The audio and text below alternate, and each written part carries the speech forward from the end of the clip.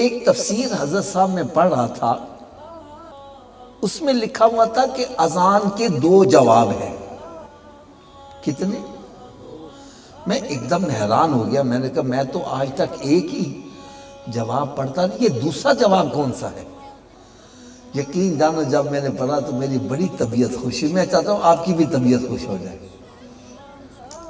تو اس میں لکھا تھا پہلا جواب تو یہ ہے، جو کلمات مؤذن کہتا ہے وہ کلمات دہراتے جاؤ، اور دوسرا جواب یہ کہ اٹھ کر مسجد میں آ جاؤ۔ یہ دوسرا جواب عملی جواب ہے۔ مثلا میں کہتا ہوں بھئی عابد بھائی میرے پاس آ جاؤ، اب اس کا جواب کیا ہونا؟ جو عابد ہے اٹھ کر میرے پاس آ جائے۔ اب رب تعالیٰ کی طرف سے پیغام آ رہا حی علی الصلاۃ، اس کا کیا مطلب ہے؟ آؤ نماز کے لیے۔ کیا مطلب ہے اس کا؟ تو اس کا جواب کیا ہونا چاہیے؟ بندہ بیٹھا رہے، گپیں لگاتا رہے، کاروبار کرتا رہے؟ ارے اس کا جواب ہی یہ ہے کہ اٹھ کر مسجد میں آ جائے۔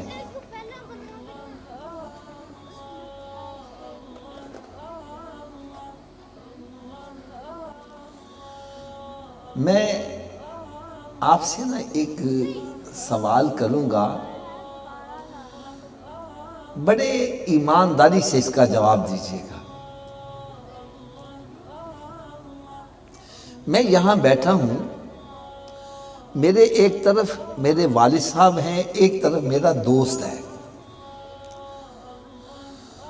دوست مجھے کہتا ہے حافظ صاحب آج آپ نے اس دروازے سے باہر جانا ہے۔ والد صاحب کہتے ہیں نہیں بیٹا اس دروازے سے باہر جانا ہے۔ مجھے کس کی بات ماننی چاہیے؟ تھوڑا سا اونچی آواز سے بولو، سب کی آواز آنی، کس کی آواز ماننی چاہیے؟ میں والد صاحب کی بات کیوں مانوں؟ اس کی کیا وجہ ہے؟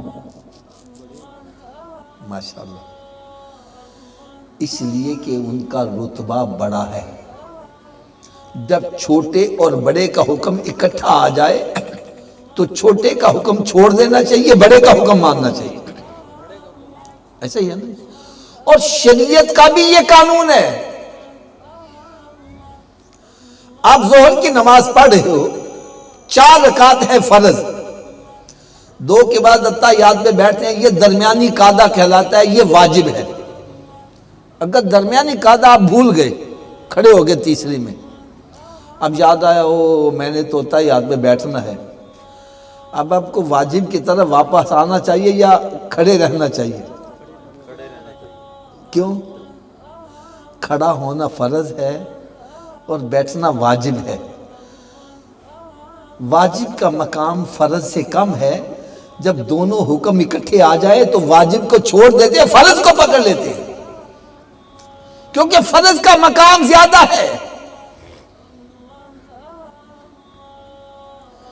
تو جب چھوٹے اور بڑے کا حکم اکٹھا آ جائے تو پھر کس کا ماننا چاہیے؟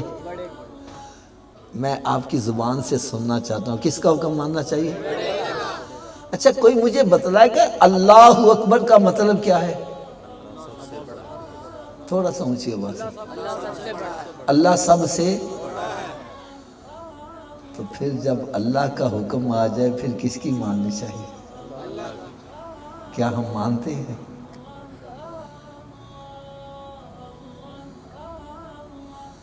ہم تو ابھی اسی چکر میں پڑے ہیں کہ جناب بیوی اجازت دے گی تو داڑھی رکھوں گا، رب کے حکم کے مطابق نہیں، سرکار کے حکم کے مطابق نہیں۔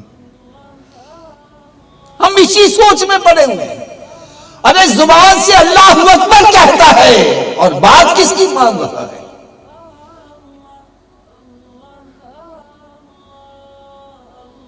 جب اللہ اکبر کہہ دیا ہے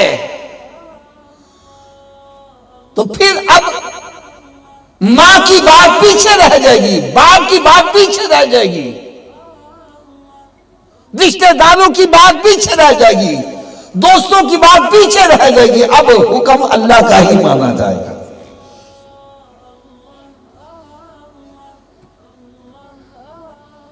ہم زبان سے تو اللہ اکبر کہتے ہیں، کبھی دل سے اللہ اکبر مانا ہے؟ میں صحیح بات کہہ رہا ہوں۔ علامہ اقبال یہی تو کہتا ہے، زبان سے کہہ جو دیا لا الہ الا اللہ تو کیا حاصل؟ ارے دل و نگاہ نہیں مسلمان تو کچھ بھی نہیں۔